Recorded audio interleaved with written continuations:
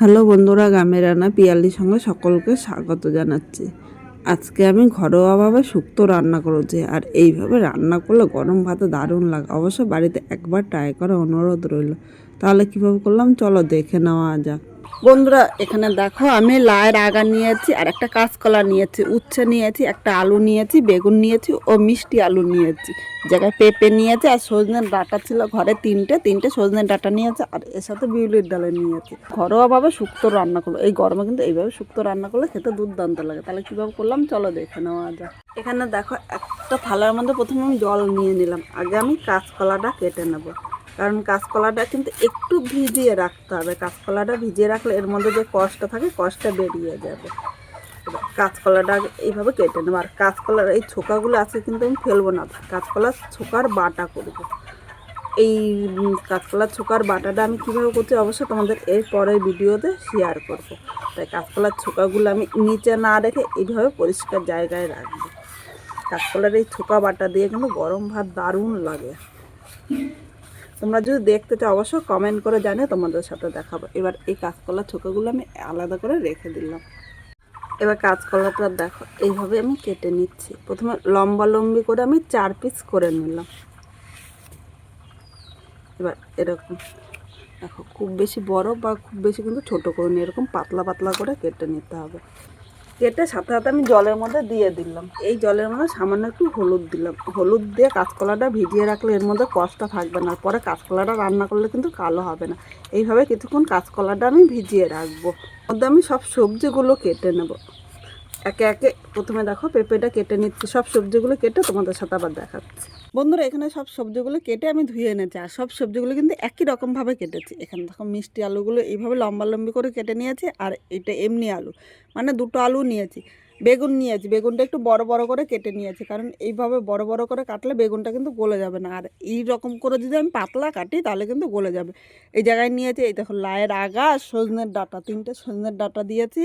এই জায়গায় পেঁপে নিয়েছি, আর এই জায়গায় দেখো দুটো উচ্ছে নিয়েছি। উচ্ছেটা তোমরা কম বেশি করে নিয়ে নিতে পারো। সাথে আমি কাঁচকলাগুলো পরিষ্কার জল দিয়ে ধুয়ে এনেছি। এই দেখো কাঁচকলাগুলি দেখো, এইভাবে ধুয়ে নিলে কাঁচকলার থেকে কিন্তু একটু কষ বেরোবে না, আর কাঁচকলাটা রান্না করার পর কিন্তু একটুও কালো হবে না। এবার চলো মেন রান্নায় যাই। এদিকে কড়াইটা বসিয়ে দিয়েছি। এবার কড়াইয়ের মধ্যে আমি সর্ষের তেল নিয়ে নিলাম। খুব বেশি কিন্তু তেল নেব না। তেলের মধ্যে এখানে দেখো যে বিউলির ডালের বড়িগুলো নিয়েছি, বিউলির ডালের বড়িগুলো দিয়ে দিলাম। বিউলির ডালের বড়িগুলো হালকা লাল করে ভেজে নেব। নিজের হাতে দেওয়া বড়ির এই বড়ির স্বাদই কিন্তু আলাদা হয়, দারুণ লাগে খেতে। একদম ঘরোয়াভাবে রান্নাটা তোমাদের দেখাচ্ছে, আর একবার এইভাবে করলে বারবার বলবে। তেল মশলা ছাড়া যে এত সুন্দর হয় শুক্তোটা, না খেলে কিন্তু তোমরা বিশ্বাস করবে না। বড়িগুলো কিন্তু লাল করে ভেজেছি, আর এর থেকে বেশি ভাজবে না। এর থেকে বেশি ভাজলে খেতে কিন্তু ভালো লাগবে না। এখন আমি বড়িটা এক সাইডে রেখে দিলাম। কড়াইতে আবার আমি সর্ষের তেল দিলাম। দেখো এর থেকে বেশি তেল দেবো না। এবার এই তেলেই কিন্তু পুরো রান্নাটা করব। তেলটা গরম হয়ে গিয়েছে। এবার এখানে একটা শুকনো লঙ্কা সংবাদ দিলাম। তোমরা বলতে পারো যে শুকনো লঙ্কা আবার শুক্তোর মধ্যে একটা শুকনো লঙ্কা কিন্তু দেওয়াই যায়। এরপর এখানে আমি হাফ চামচ মেথি সংবাদ দিয়েছি। 1 সেকেন্ড ভেজে নেব। 1 সেকেন্ড ভেজে নিয়েছি। এবার এখানে যে উচ্ছেটা ছিল উচ্ছেটা প্রথমে নিয়ে নিলাম। অনেকেই বলে যে উচ্ছে ভাজলে নাকি তেতো লাগে। তোমরা এইভাবে রান্না করে দেখবে একটুও তেতো লাগবে না। প্রথমে উচ্ছেটা আমি ভেজে নেব। এর মধ্যে স্বাদ অনুযায়ী লবণ নিয়েছি। লবণটা নেড়ে চেড়ে কিছুক্ষণ উচ্ছেটা হালকা লাল করে ভেজে নেব। এখন কিন্তু হলুদ দেবো না, তোমরা ইচ্ছে করলে সামান্য একটু হলুদ দিতে পারো। এইভাবে ভেজে নিলে কিন্তু একটুও তেতো লাগবে না। এখানে উচ্ছেটা দেখো হালকা লাল করে ভেজেছে, আর এর থেকে বেশি কিন্তু ভাজবো না, তাহলে কিন্তু খেতেও ভালো লাগবে না। এবার এর মধ্যে একে একে সব সবজিগুলো, যেই সবজিগুলো ভাজতে একটু টাইম লাগে সেই সবজিগুলো আগে নেব। প্রথমে এর মধ্যে আমি পেঁপে নিয়ে নিলাম। এর সাথে আমি আলু নিলাম ও মিষ্টি আলু, দুটো আলু কিন্তু একই সাথে নিয়ে নেব। এখন আবারও স্বাদ অনুযায়ী লবণ দিলাম। অবশ্যই লবণটা কিন্তু তোমরা চেক করে দিও। লবণটা নেড়ে চেড়ে এই সবজির সাথে ভালো করে মিশিয়ে নেবো। এখন মিডিয়াম টু লো আগুনে সবজিটা কিন্তু হালকা লাল করে ভেজে নিতে হবে। এইভাবে অল্প অল্প করে সবজি দেবো আর ভাজবো। তোমরা ইচ্ছে করলে আলাদাও করতে পারো, যেহেতু আমি বাড়িতে করছি তাই আলাদা করে কিন্তু সবজিটা আর ভাজছি না। এইভাবে অল্প অল্প করে সবজি ভাজবো, আর একবারে সবজিটা ভাজলে খেতে দারুণ লাগবে। এখন আমি ঢাকা দিয়ে কিছুক্ষণ রান্না করে নেব। 3 মিনিট পর ঢাকনিটা তুলে নিলাম। এখানে দেখো সবজিগুলো কিন্তু ভাজা হয়ে গিয়েছে। আবারও নেড়ে চেড়ে নেবো। মাঝে কিন্তু 2বার ঢাকনিটা তুলে নেড়ে চেড়ে নিয়েছি, নাহলে কিন্তু নিচে দিয়ে পোড়া লেগে যেত আর উপর দিয়ে কাঁচা থাকতো, তখন ভালো লাগতো না। এবার এর মধ্যে বাকি যে সবজিগুলো আছে সেই সবজিগুলো নিয়ে নেব। প্রথমে এই জায়গায় কাঁচকলা নিলাম, এরপরে আমি এইখানে বেগুনগুলো নিয়ে নিলাম, এর সাথে আমি সজনের ডাঁটাটা নিলাম ও লায়ের আগাগুলো দিয়ে দিলাম, আবারও লবণ দিলাম।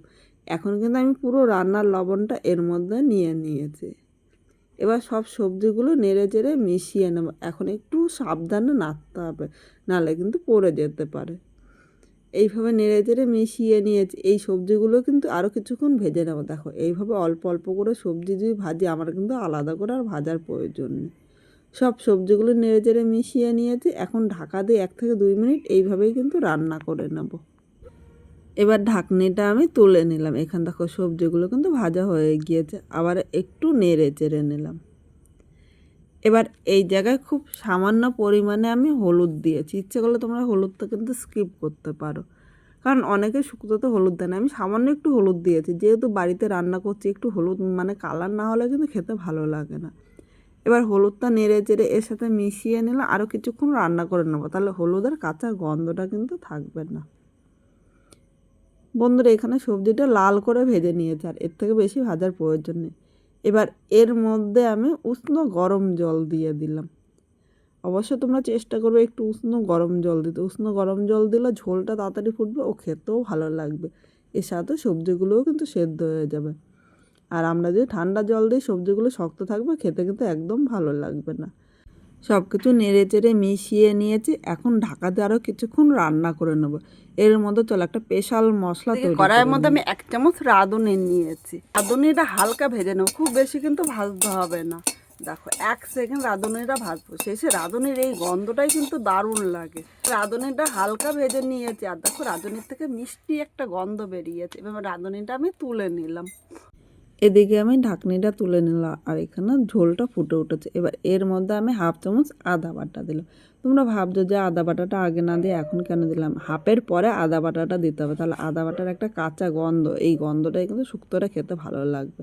এখন আদা বাটাটা এর সাথে নেড়ে চেড়ে মিশিয়ে নিলাম।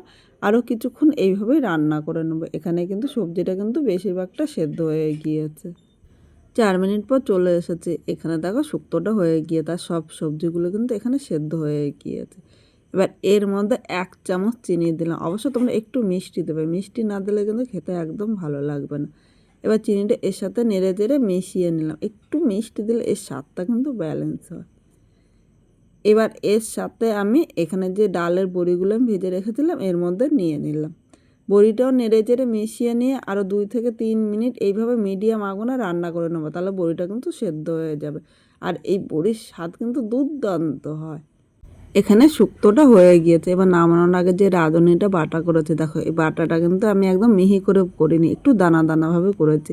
এবার এই রাঁধুনিটা চারিপাশে এইভাবে ছড়িয়ে দিলাম। এখন রাঁধুনিটা এর সাথে নেড়ে চেড়ে মিশিয়ে নেবো। শেষে এই রাঁধুনির গন্ধটা কিন্তু দারুণ লাগে। এখন কিন্তু আমি আর জাল দেবো না, উনানে আগুনটা বন্ধ করে দিয়েছি। নেড়ে চেড়ে মিশিয়ে নিলাম। এখন 1 মিনিট স্ট্যান্ডিং টাইমে রেখে দেবো। 1 মিনিট পর নামিয়ে নিলাম। আজকে খুব সাধারণভাবে এই শুক্তোটা রান্না করেছি। তোমাদের কীরকম লাগলো কমেন্ট করে জানাতে কিন্তু ভুলো না। নতুন কোনো বন্ধু এই ভিডিওটি দেখতে আসলে ভালো লাগলে একটা লাইক, শেয়ার ও কমেন্ট করো ও সাবস্ক্রাইব করে পাশে থাকো, যাতে নতুন নতুন ভিডিও আপলোড করলে সবার আগে নোটিফিকেশান আপনার কাছে পৌঁছিয়ে যায়।